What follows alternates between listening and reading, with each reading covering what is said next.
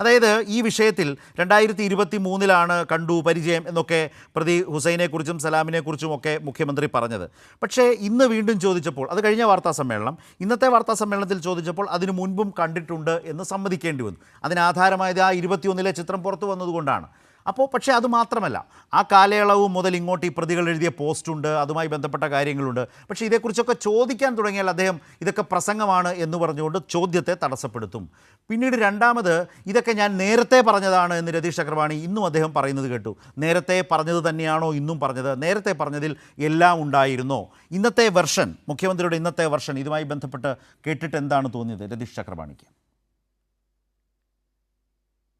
ആദ്യത്തെ കാര്യം, നമ്മുടെ പ്രിയപ്പെട്ട മുഖ്യമന്ത്രി വി സതീശൻ അദ്ദേഹം ഇന്നത്തെ വാർത്താ സമ്മേളനത്തിൽ ഈ ചോദ്യത്തിന് വളരെ കൃത്യമായി പറഞ്ഞിട്ടുള്ള വെർബാറ്റം എന്താണെന്ന് ചോദിച്ചാൽ, അദ്ദേഹം പറയുന്ന ഒരു ചോദ്യം, അതായത് കുറെ നേരമായല്ലോ പ്രസംഗിക്കുന്നത് എന്നാണ് ഏറ്റവും ആദ്യം തന്നെ ചോദിച്ചത്.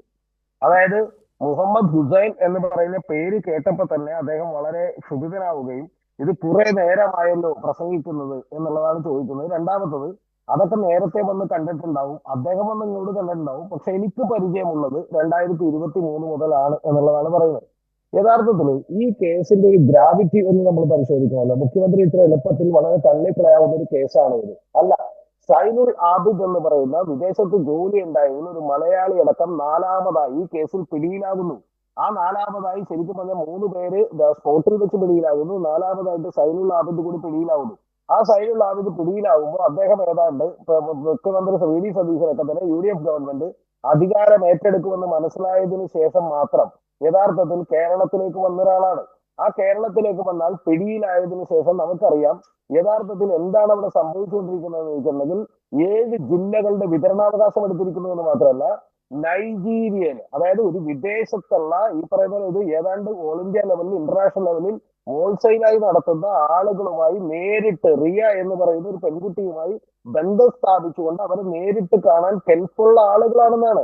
യഥാർത്ഥത്തിൽ നമ്മളൊന്ന് ആലോചിച്ച് നോക്കണം. അത്തരത്തിലുള്ള ഒരു കേസിനെയാണ് ഇദ്ദേഹം യഥാർത്ഥത്തിൽ വളരെ ട്രിവിയലൈസ് ചെയ്തിട്ട് അതൊക്കെ നേരത്തെ പറഞ്ഞു കഴിഞ്ഞതാണല്ലോ എന്ന് പറയുന്നത്. ഇപ്പൊ ഇവിടെ അരുൺകുമാറും അതുപോലെ തന്നെ ശരത്തും പറഞ്ഞുകൊണ്ട് ഞാൻ പറയുന്നില്ല. ഇതുമായി ബന്ധപ്പെട്ടിട്ടുള്ള അന്വേഷണം പിന്നീട് എന്തായി? ഇവരെ വിളിച്ചിട്ടുള്ള കോൾ ഡീറ്റെയിൽസിന്റെ റെക്കോർഡ് എടുത്തിട്ടുണ്ടോ? പുറത്തേക്ക് വന്നിട്ടുണ്ടോ? ഏതെങ്കിലും തരത്തിലുള്ള ഒരു വാർത്തകൾ യഥാർത്ഥത്തിൽ പിന്നീട് പുറത്തേക്ക് വരാതിരിക്കാൻ ശ്രദ്ധിക്കുന്ന ഒരു ഭരണകൂടത്തെയാണ് നമ്മളിന്ന് കാണുന്നത്. അതുകൊണ്ടാണ് യഥാർത്ഥത്തിൽ ഇത് പറയുമ്പോൾ അതൊക്കെ പറഞ്ഞു കഴിഞ്ഞതല്ലേ എന്ന് ചോദിക്കുന്നത്.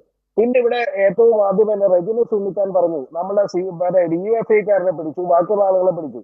ഈ കേരളത്തിൽ ഇത്തരത്തിലുള്ള ആളുകൾ പിടിച്ചാൽ അവർക്കൊക്കെ തന്നെ പല രാഷ്ട്രീയ പാർട്ടികളുമായിട്ട് ആരെങ്കിലും ഒക്കെ ആയിട്ട് ബന്ധം ഉണ്ടാവും.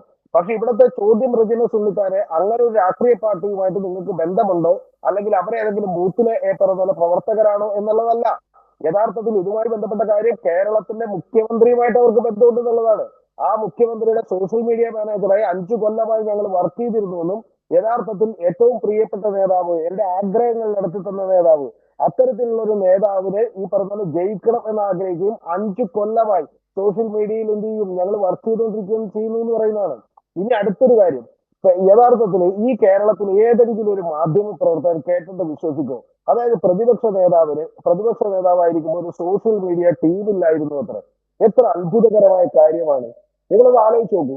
അപ്പൊ ഇത്തരം കാര്യങ്ങളെ കുറിച്ച് നിർലജ്ജം അദ്ദേഹം യഥാർത്ഥത്തിൽ എന്ത് ചെയ്തുകൊണ്ടിരിക്കുകയാണ്? ഈ പറയുന്ന പോലെ അസത്യം പറഞ്ഞുകൊണ്ടിരിക്കുകയാണ്. ആ അസത്യം പറയുന്നത് യഥാർത്ഥത്തിൽ ബുദ്ധിമുട്ട് കൊണ്ട്, ശരിക്കും പറഞ്ഞാൽ അവരുടെയൊക്കെ ഒരു അവസ്ഥ കൊണ്ടിട്ട് പാവം പിടിച്ച റെജിന സുന്നിത്താനൊക്കെ ഇവിടെ വന്ന് പറയേണ്ടി വരുന്നു എന്ന് മാത്രമേ ഉള്ളൂ. ഇനി ഏറ്റവും ഓക്കെ, ഇനി ഒരു കാര്യം കൂടി മെറ്റയെ സംബന്ധിച്ച് അദ്ദേഹം പറഞ്ഞ ഒരു അദ്ദേഹത്തിന്റെ രാഷ്ട്രീയമായ നിലപാട് എന്താ? അദ്ദേഹം ഈ കേരളത്തിന്റെ മുഖ്യമന്ത്രി ആയതിനു ശേഷം ശരിക്കും പറഞ്ഞ ഒരൊറ്റ തവണ ഒഴിച്ച് ബാക്കി ഒരു തവണ പോലും രാഷ്ട്രീയമായിട്ടുള്ള നിലപാട് പ്രഖ്യാപിച്ചിട്ടില്ല. ഇത് കേന്ദ്ര ഗവൺമെന്റ് ചെയ്യുകയാണെങ്കിൽ യഥാർത്ഥത്തിൽ കോൺഗ്രസിന്റെ ആളുകളൊക്കെ തന്നെ വലിയ ബുദ്ധിമുട്ടിലാണ്. അവരുടെ അടക്കം പോസ്റ്റുകളൊക്കെ തന്നെ റിമൂവ് ചെയ്തിട്ടുള്ളത്. ഇന്ത്യ മുഴുവൻ ഒരു വലിയ ഈ പറയുന്ന പോലെ ക്രൈ നടത്തിക്കൊണ്ടിരിക്കുമ്പോൾ ഇദ്ദേഹം പറയുന്ന ഒരു കാര്യം, ഗ്രീവൻസ് ഉള്ള പാർട്ടീസ് എന്ത് ചെയ്യും? പരാതി കൊടുക്കൂ, സർക്കാർ പുറഞ്ഞു നിൽക്കാം. എവിടെ പുറഞ്ഞു നിൽക്കാം? യഥാർത്ഥത്തിൽ കേരളത്തിന്റെ ചീഫ് മിനിസ്റ്റർക്ക് ഒരു കത്തയച്ചൂടെ? ആ കത്തയച്ചിട്ട് കേന്ദ്ര ഗവൺമെന്റിനോട് ചോദിച്ചൂടെ? കേരളത്തിൽ നിങ്ങൾ എന്തിനാണ് ഇങ്ങനെ ഇടപെടുന്നത്? ഇത് ആര് പറഞ്ഞിട്ടാണ്? കേന്ദ്ര ഗവൺമെന്റ് പറഞ്ഞിട്ടാണോ? ഇത്തരത്തിലൊരു ഈ പറയുന്ന പോലെ എന്താണ് ഒരു ലീഗൽ റിക്വയർമെന്റ്സ് ഇവിടെ നിന്ന് കൊടുത്തിട്ടാണോ? യഥാർത്ഥത്തിൽ ശരി. കേന്ദ്ര ഗവൺമെന്റ് ഇപ്പൊ എന്താണ് ചെയ്തേക്കുന്നത്? ഇന്ത്യയിലെ ഈ പറയുന്ന ഒരു സൈബർ സ്വാതന്ത്ര്യത്തെ തന്നെ കൂച്ചുവിലങ്ങിടാൻ വേണ്ടിയിട്ട്, അതായത് 3 മണിക്കൂറിനകം ഒരു പോസ്റ്റ് ഞങ്ങൾ പറയുന്നത് നിങ്ങൾ നീക്കം ചെയ്തില്ലെങ്കിൽ നിങ്ങളെ കൂടി പ്രതിയാക്കിക്കൊണ്ട് കേസെടുക്കുമെന്ന് പറഞ്ഞ് മെറ്റയടക്കം ഭീഷണിപ്പെടുത്തിക്കൊണ്ടിരിക്കുകയാണ്. അതിനെതിരെ ഒരു വാക്ക് പോലും യഥാർത്ഥത്തിൽ മുഖ്യമന്ത്രി വി ഡി സതീശൻ ഇതുവരെ പറഞ്ഞിട്ടില്ല. യെസ്.